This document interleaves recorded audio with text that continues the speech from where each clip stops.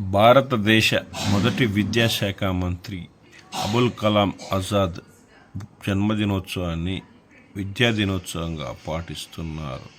ఆయన విద్యాశాఖకు చేసిన కృషిని అమోఘమని కొనియాడారు. విద్యాశాఖ మంత్రిగా ఉన్నప్పుడు భారతదేశ విద్యా వ్యవస్థ అభివృద్ధి కోసం గణనీయమైన కృషి చేశారు.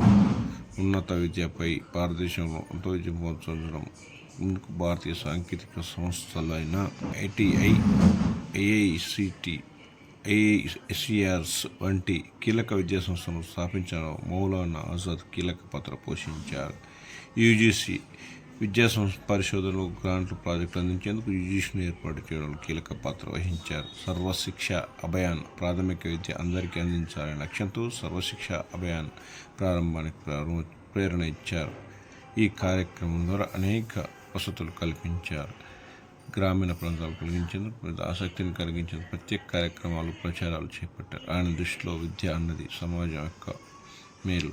కళలు మరియు సాంస్కృతిక ప్రోత్సాహం. మౌలానా ఆజాద్ సాహిత్యం, కళలు, సంగీతం వంటివి చేశారు. ఆయన సేవలను ముఖ్యమంత్రి రేవంత్ రెడ్డి కొనియాడారు. ఆయన జన్మదినోత్సవం విద్యా దినోత్సవంగా పాటించడం భారతదేశ ప్రజలు చేసుకున్న అదృష్టమన్నారు.